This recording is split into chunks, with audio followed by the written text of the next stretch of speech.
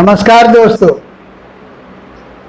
मैं आचार्य के शास्त्री सूर्य ज्योतिष केंद्र में आपका स्वागत करता हूं। मित्रों, हमारी जो श्रृंखला चल रही थी ज्योतिष को आसान तरीके से हम कैसे सीखें, हमारा वो फ्री ज्योतिष कोर्स चल रहा था। उसमें हमने मकर राशि में गुरु के पहले भाव से लेकर के छठे भाव तक प्रभाव को बताया था।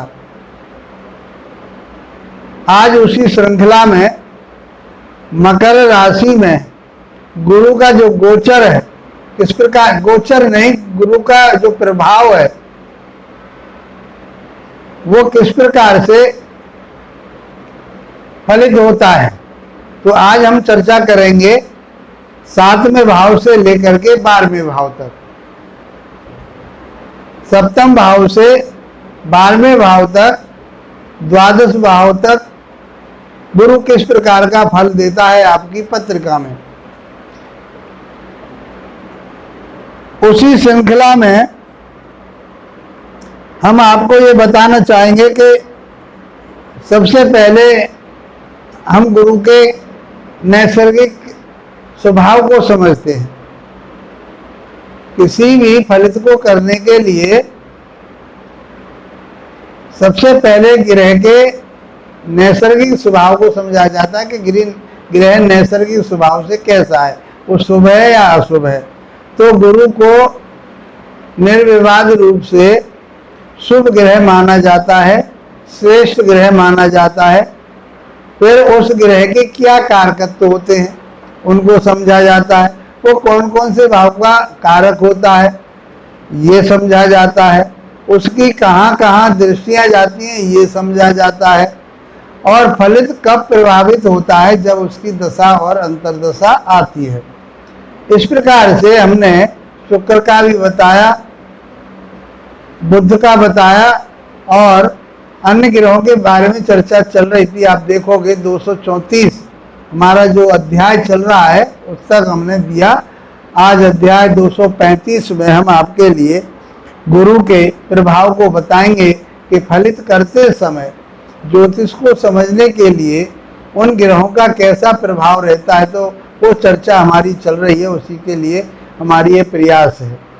बीच में हमने जो है इस मासिक राशि फल लिए, ग्रहों की जो उथल पुथल होती, राहु का प्रभाव लिया, राहु राशि चेंज कर रहा था, गुरु बकरी हुआ, शनि मार्गी चल रहा था, शनि ने राशि परिवर्तन किया, फिर वो बकरी हुआ, फिर वह मार्गी हुआ।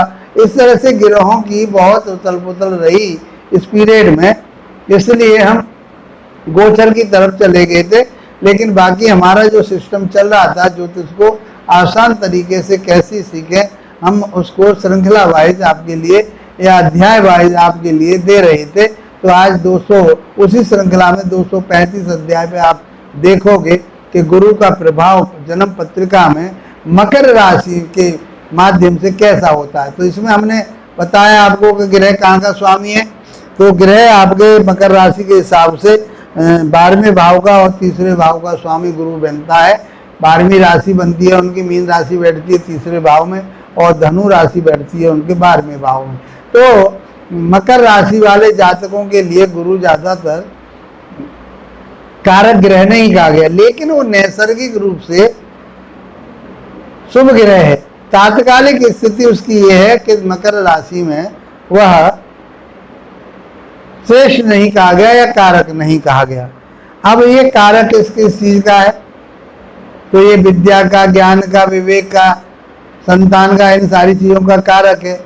कौन कौन से 5 भावों का भी कारक है स्थायी रूप से। कौन कौन से, दूसरे भाव का धन का कारक कहा गया है, 5वें भाव संतान का कारक कहा गया है, शिक्षा का, ज्ञान का कारक कहा गया है, 9वां भाव भाग्य भाव का कारक कहा गया है, 10वां भाव कर्म क्षेत्र का भी कारक माना गया है और 11वां भाव जो आपकी बढ़ोतरी, उन्नति और लाभ का घर है वहाँ का ये कारक कहा गया है। तो इस हिसाब से ये इसके स्थायित्व कारकत्व हैं।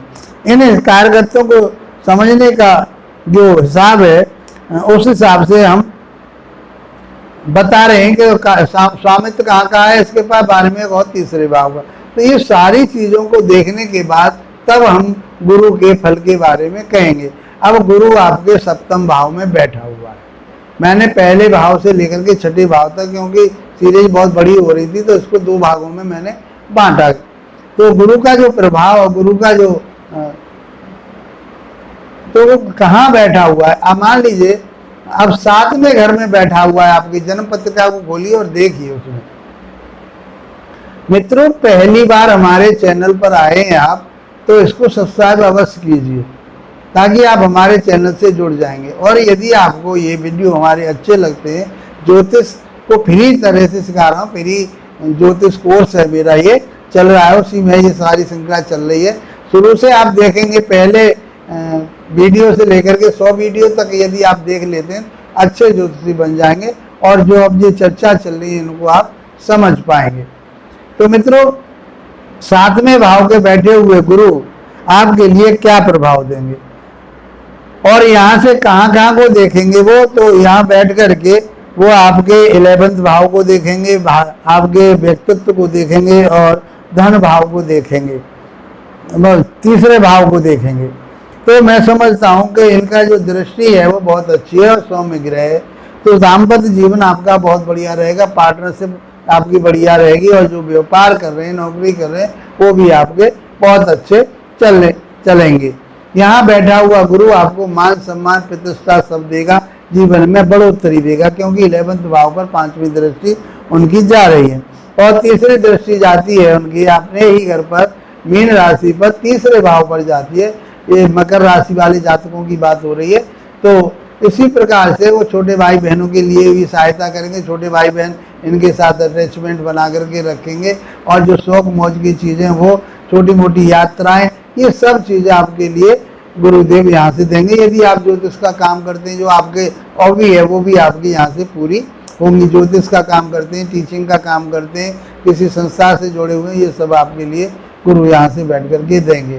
गुरु का प्रभाव कुल मिलाकर के आपके राशि के मुताबिक अच्छा रहेगा, आपकी लगन के मुताबिक अच्छा रहेगा। अब बात करते हैं हम गुरु की। तो 8वें भाव में बैठे हुए मकर राशि वाले जातकों के यदि 8वें भाव में गुरु बैठे हुए तो क्या प्रभाव देंगे। तो 8वां भाव किसका कहा गया है, गुण ज्ञानों का कहा गया है और वह आयु और उसका कहा गया है, मृत्यु का या कलेश का कहा गया है, अड़चनों का भी कहा गया है। लेकिन रिसर्च वर्क यहाँ से गुरु कराएंगे क्योंकि गुरु विद्या का कारक है और ये 3रे भाव के और 12वें भाव के स्वामी हैं आपके, तो ये खर्चा भी कराएंगे आपसे। तो किन चीज़ों पर खर्चा करेंगे आप खर्चा करेंगे अपनी विद्या के ऊपर, अपने रिसर्च के ऊपर। आपका कहीं पैसा रुका हुआ वो भी आपको प्राप्त होगा। यहाँ से दृष्टि जो जाएगी आपके, वह जाएगी 12वें भाव पर, तो खर्चा भी कराएंगे और अच्छे कामों पर आपका खर्चा होगा। और यहाँ से जो 7वीं दृष्टि जाएगी धन भाव पर जाएगी, तो धन की अर्निंग आपकी होगी। कहीं गुप्त धन आपका, गुप्त धन जिसको मान लीजिए किसी ने आपके धन को, आपने किसी को ऋण दे रखा था या किसी को मांगे में दे रखा था, वो नहीं मिल रहा था, वो प्राप्त होगा। किसी वसीयत के माध्यम से आपको धन प्राप्त हो जाएगा।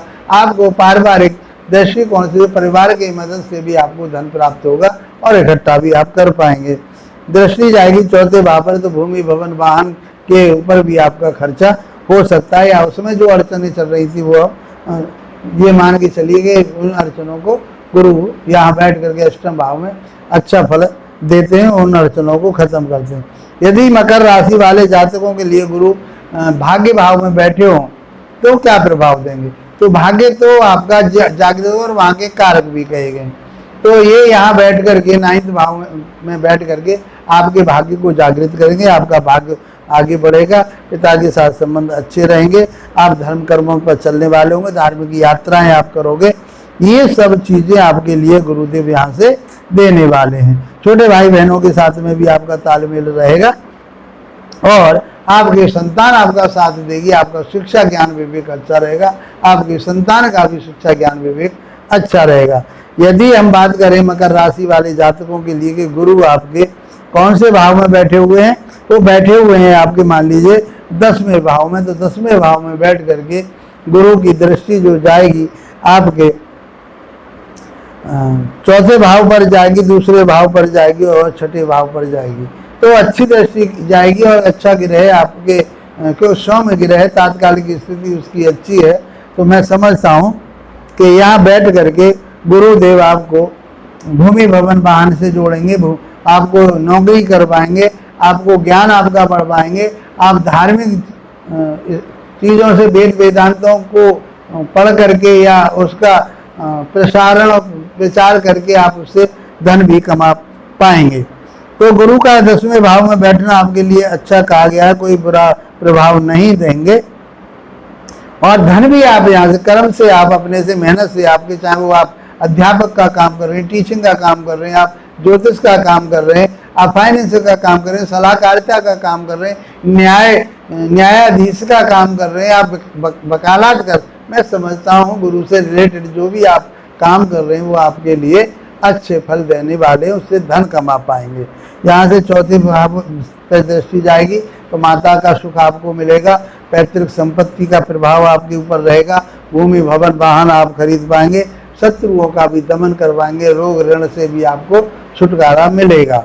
और यदि हम बात करें मकर राशि वाले जातकों के लिए कि गुरु यदि आपके 11वें भाव में बैठे हुए हैं तो यहाँ से आपकी डिजायर पूरी होंगी, आपकी मनोकामनाएं पूरी होंगी, उन्नति तरक्की होगी, आपकी मान सम्मान आपका बढ़ेगा और छोटे भाई बहनों के साथ तालमेल अच्छी रहेगी, यात्राएं धार्मिक आप करते रहेंगे, उससे भी आपको लाभ प्राप्त रहेगा, आपकी मनोवृत्ति एकदम धार्मिक हो जाएगी और आपकी संतान आपका साथ देगी, पार्टनरशिप आपका साथ देंगे, दाम्पत्य जीवन आपका अच्छा चलेगा। यदि मैं बात करूं आपके मकर राशि वाले जातकों के लिए, यदि गुरु 12वें भाव में बैठे हुए तो क्या प्रभाव देंगे, तो 12वें भाव में बैठ करके गुरु का जो प्रभाव रहेगा तो आपको विदेशी यात्राएं करवाएंगे, विदेश में जाकर के धन कमाएंगे, विदेश से आपको जोड़ेंगे और आपका खर्चा भी अच्छे कामों पर होगा, चाहे वो आप धर्म के काम पर करते हैं, आप किसी बेटी बेटा की शादी में, किसी गरीब आदमी की सहायता के लिए, आप किसी बिटिया की शादी में आप पैसा लगाते हैं, अनाथ बच्चों के लिए आप दान करते हैं, मंदिर में दान करते हैं, आप कोई प्याऊ कुआं बनवाते हैं, नल का, मैं समझता हूँ कि आप धार्मिक कामों से जो सामाजिक कार्य हैं उनमें आपका पैसा खर्च हो सकता है। और चौथा भाव पर दृष्टि जा रही है तो भूमि भवन वाहन खरीदने के लिए भी आपका पैसा खर्च हो सकता है और वो अच्छी बात है कि आपकी उन्नति तरक्की होगी, आपकी बढ़ोतरी होगी, आप शत्रुओं के साथ जो कहीं आपके शत्रु आपका मान अपमान करने के लिए तैयार थे तो वो दबे रहेंगे आपसे, आपका ज्ञान विवेक के माध्यम से आप उनके ऊपर विजय प्राप्त करेंगे, रोग ऋण से आप दूर रहेंगे और यदि आप ऋण ले भी लेंगे तो वो आराम से आपका ऋण समाप्त हो जाएगा। इस प्रकार से 7वें भाव से दाम्पत्य जीवन से लेकर के और व्यय भाव 12वें भाव तक जो गुरु का गोचर, मैंने गुरु का जो प्रभाव बताया लगन के आधार पर मकर लगन वालों के लिए, ये आपके लिए बहुत श्रेष्ठ रहेगा, उन्नति वाला रहेगा। आप पत्रिका को देखिए, समझिए और इसका लाभ उठाइए। मित्रों, इसी के साथ आप लोगों का धन्यवाद, नमस्कार।